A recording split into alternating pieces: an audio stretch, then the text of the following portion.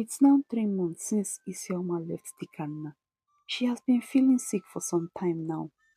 When Esine returned back from work that evening, met Isioma still lying on the bed the way she left her that morning. Her breakfast still untouched. Esine exclaimed in surprise, Isioma, you haven't had your breakfast till now? What's happening to you? As she drew closer to her. I don't just know how I'm feeling. I feel nauseous. I'm very weak. Also feel like vomiting. Isioma replied. Ezinne drew closer, touched Isioma's head. Isioma, you are burning hot. Isioma, please, you just have to get up. Let's go to the hospital. You are very sick. Let me just order for an Uber. As she grabbed her phone immediately. Ezinne continued in fear and worry. Few moments later, Ezinne and Isioma walked into the hospital. One of the doctors was able to attend to them. After some cross-examinations and observation, the doctor said to Isioma, Congratulations, madam. From the lab results, you are pregnant. That's why you are feeling nauseous and tired, which are some of the symptoms of pregnancy. You'll be fine, ma. Isioma and Ezinne glanced at each other in shock. Isioma did not know whether to be happy or sad. She thought about Dikanna and his mother, their attitude towards her, all that has happened the past few months. What troubled her was that, since she left Dikanna, he has not bothered to call her or come look for her. She never knew Dikanna could be this mean. When they got home, Ezinne said to Isioma, who looked confused and sad, Well, Isioma, I would advise you call your husband and tell him you are pregnant. No, now, Ezinne, we have not spoken to each other for the past 2 months. He may think I'm just using the pregnancy as a bait for us to get back together. But Isioma, your husband Dikanna never chased you out of your home. He only left for your safety. Isioma, the truth still remains that your husband have to be part of this pregnancy. You heard what the doctor said, that you need support from your spouse. You will not carry this cross alone. You know I'm working and may not give you all the attention that you need. Well, let's just go to bed. Tomorrow, we'll think of the right thing to do, Ezinne replied. Next morning, Ezinne woke up much earlier than usual. She also woke Isioma up. Isioma, you heard what the doctor said, that you are anemic, so you fall into those women who, when they are pregnant, they are anemic, meaning you'll be always be weak throughout this pregnancy. So you need the support of your husband. You know this journey is a long journey, and you need to be fine. We got no choice here. I have just been thinking. Let's call his close friend. We met him on our way back from the mall a month ago. That is his best man, so we can talk with him on the phone. He can be of help to us. I strongly believe he's not in the know of what is happening between you and Dikanna and his mother. So later on that day, Isioma called Collins, Dikanna's closest friend, on the phone, narrated everything to him. Isioma concluding said to Collins, The truth is that your friend is now married to his mother.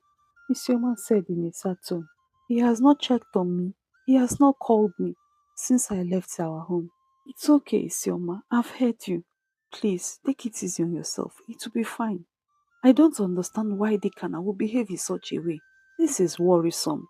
Please, just take it easy on yourself. I'm sorry for everything that has happened. I'll try to see Dikanna this week. And I believe all will be well again between both of you. Thank you so much, Isioma said to him as she ended the call. 2 days after, Ojugo was in her bedroom as usual, reading one of her favorite books. When her phone rang, grabbed her phone. It was her Aunt Carol. Good afternoon, ma, she greeted. After some conversations, Okay, ma, I will be in Lagos tomorrow. Please be fine, ma, Ojugo said in an anxious tone. That evening, when Dikanna returned from work, after his dinner, Ojugo joined Dikanna in the living room where he was relaxing on one of the sofas. Mom, thank you for the food. I hope you had a great day, he asked. Yes, my son. Just that I got this call from Aunt Carol. She is very sick and down, and she said she wants me to be in Lagos tomorrow. This must be serious, Dikanna exclaimed in surprise. Please let nothing happen to her. Mom, don't worry. She'll be fine.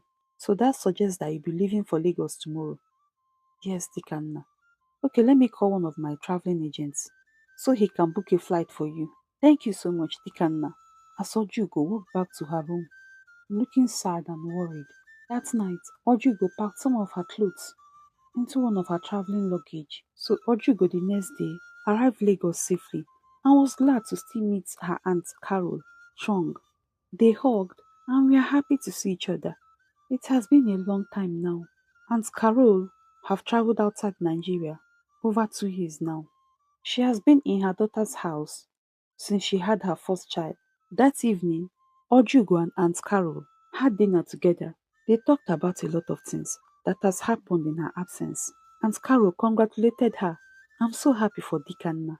He made the right decision and took the right step by marrying at a very young age. Yes, ma. I'm happy he made that decision, Hugo replied in a quiet tone. So, Ojugo, what's this that I hear that you are living with your son Dikanna since he got married? So how are they doing? Aunt Carol asked. Well, auntie, hmm, you know, Dikanna's wife left Dikanna a few months ago. Ojugo stuttered. What? Aunt Carol shouted in surprise. Ojugo, you mean you allowed this happen in your presence? You stand and watch your son's marriage fall apart. What did you do to help your son's marriage? And Carol asked in anger. See, that girl is not a wife material at all. My son Dikanna made a very bad mistake marrying her. Ojugo complained. My daughter, I'm very surprised that you fold your hands and watch your only child's marriage fall apart under your watch. It also baffles me that you're also living with your son, whose marriage is barely a year old. Why don't you allow your son be now, Ojugo? Allow Dikanna to breathe now. You are really choking him. I'm so sorry to say this. This is very wrong. Auntie, I really miss Dikanna, my son. I cannot do without him. I just can't stand and see another woman snatch my only son from me after all the sacrifices. Auntie, you know what it took me. If not for your support, I don't know what would have been our fate. Ojugo said as tears dropped from her eyes. My daughter, no matter whatever it is, you just have to allow your son start his own family. Or don't you need your own grandchildren? Or are you forgetting that too? You don't have to be selfish and domineering. That is not healthy for both of you. You just have to stop holding on to Dikanna. Free him, my daughter. He is man enough and needs to build his own family. But auntie, it's so hard for me. Dikanna have not even done anything for me. He just got a job. And the next thing he got married, Jugo. Can you listen to yourself? And you call yourself a mother. What's the best thing that you want your son to do? If not to get married, bear you children. You're a woman. If you're in the shoes of your daughter-in-law, how would you feel? Jugo, it's unfair. Nobody's taking away Dikanna from you. You still remain his mother, and he knows his responsibility. And I trust you have raised Dikanna very well. He is loving, and you share this great bond, which nothing is going to change. So you don't have to be afraid. You just have to allow him. Let him be. Let him make his mistakes. Let them take their risks together. You just have to leave them alone. Give them that space so that they can build their marriage. That's the only way you can earn your respect. Love your daughter-in-law. Accept her. And take her as the daughter you never had. Jugo, Aunt Clara continued in a harsh tone. Jugo broke down in tears. She was weeping like a child. Auntie, this is too much for me. I don't even know where to start from. I was possessive. I wanted Dikanna to myself. It's now I know I was shooting my foot. God, please have mercy upon me. Please restore my son's marriage. I'm so sorry for being selfish. For the first time that night, Ojigo recognized her foolishness. She made up her mind to become a good mother-in-law to Isioma. To allow Dikanna and Isioma build their marriage, she decided that she was going to give them their space and not intervene in their marriage. A day after, thanked Aunt Carol for her motherly advice and words of wisdom. She thanked her for being blunt and talking some sense into her. Ojugo returned back to her business, which she abandoned many months back. Her customers were glad when they saw her shop open. Ojugo returned back to her baking. This time, she became serious and was neck deep in her business, producing the best cakes and other sumptuous snacks in that area.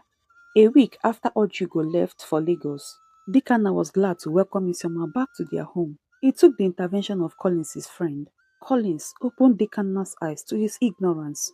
A few days after Isioma talked with Collins on the phone, he went to see Dikanna in his office. Dikanna was happy to see him. They exchanged pleasantries and hugged. Dikanna noticed Collins was not happy. He said to him, "Bro, what's this sad look on your face? What's happening to you?" Asked in concern. "My friend, if you are not fine, you know I'm not fine. Where is Isioma?" "Well, Collins, it's a long story. Oh. I'm all ears," Collins said, with his eyes wide open. "You see?" So Dikanna narrated all that has happened between him, Isioma, and his mom. "Can Isioma lay her hands on my mother? I never believed Isioma could be this mean. I don't know what came over her." "Dikanna, my friend, you amaze me. You mean because of this, you did not call your wife on the phone? You never bothered to go and see her? You just prefer to live with your mother like a bachelor when you have a wife?" "Dikanna, never knew you could be this ignorant. With all this your exposure and education, who in this time and age will allow their mother live with them from the first day they got married? Not that the family house. Please, I would understand. My friend, you did not do well at all. You chose your mother over your wife. Who does that, man? Perform Isioma's wifely duties to you? It's unbelievable that you allow your mother manipulate you." "Collins, wait now. You are misunderstanding some things here." "Dikanna, can you allow me talk?" "My friend, you disappointed me and every other responsible man out there. Your mother controls you, your marriage, your wife, everything about you. I can't understand this. You are no longer a boy, but a man." Collins continued in anger. "Dikanna, stop holding on to your mother's wrapper. Do you even sleep at night? Not bothered that your wife is somewhere else instead of in your arms. It's really disturbing. Man, if you still value my relationship with you, you just have to go and bring your wife home and tell your mother to leave your house. Any way you are going to do it, do it. What sort of nonsense is this?" Collins got up and stormed out of Dikanna's office in anger. Dikanna was ashamed of himself. He felt so bad. He could not concentrate as Collins' words continued to hit him, so he decided to leave early that day. When he got home, he locked up himself in his bedroom and did a lot of self-talk.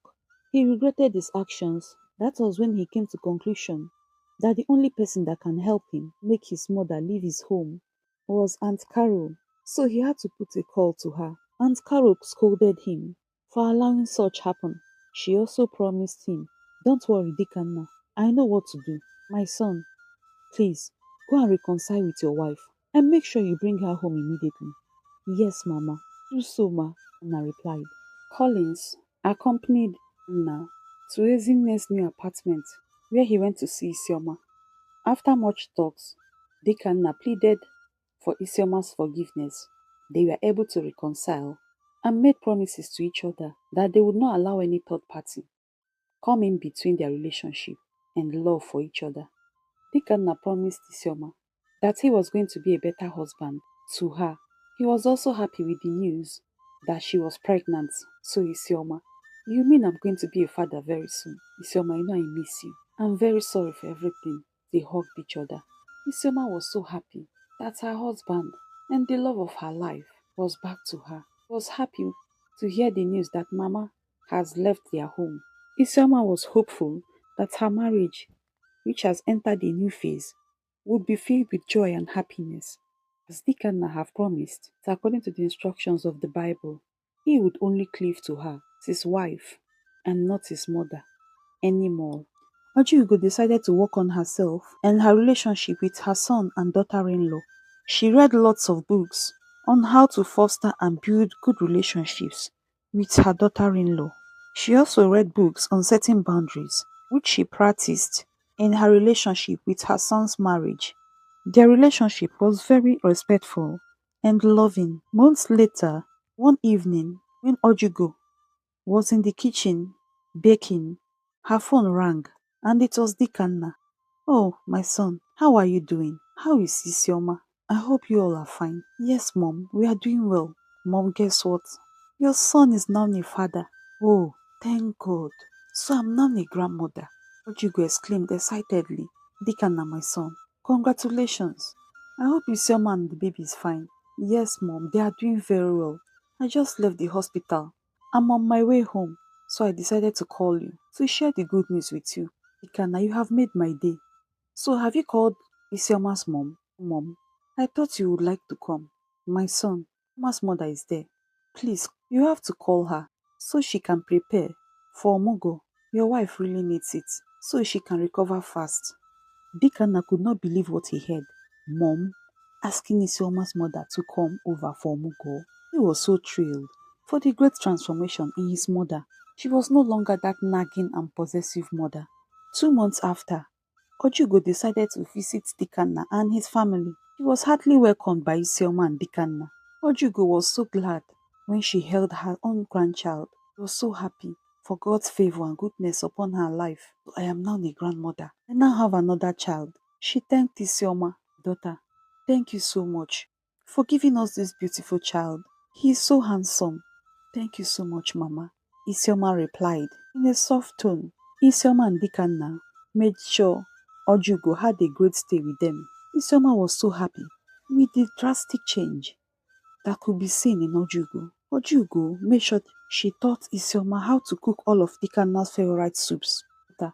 You remember this adage that says that the stomach is the way to a man's heart, she said to Isioma as they prepared bitter leaf soup, which was Dikanna's favorite soup. Know your husband likes food, especially these local soups.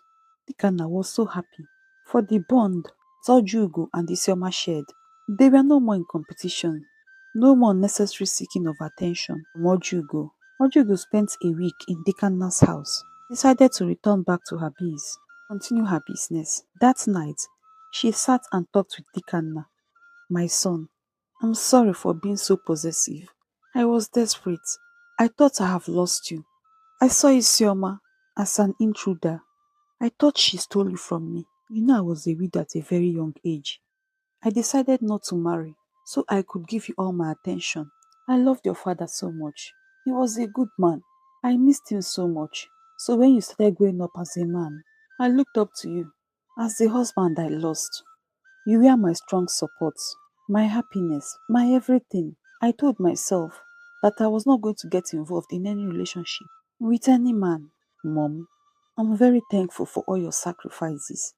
If not for you, I would not become the successful man I have become today. And I owe it to God and you for being selfless, loving, and caring.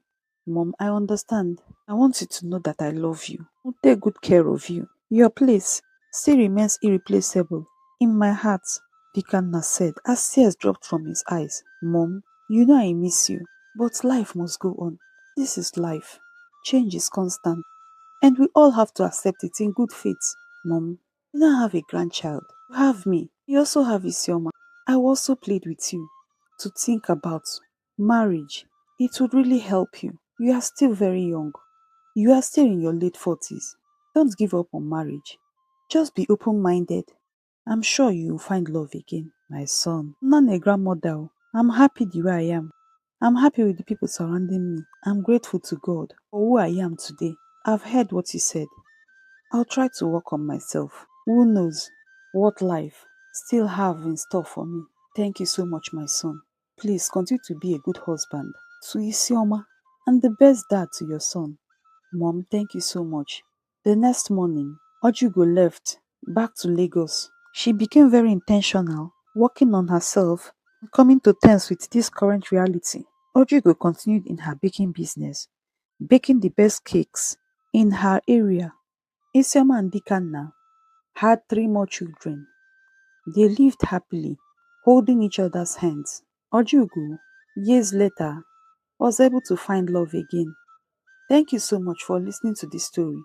I'm very grateful to you all, my subscribers and viewers. Please like and share this story with your loved ones and friends. Also, let's continue to discuss in the comment section the moral lessons we have learned from this story. Until we meet again next time, stay blessed and bye.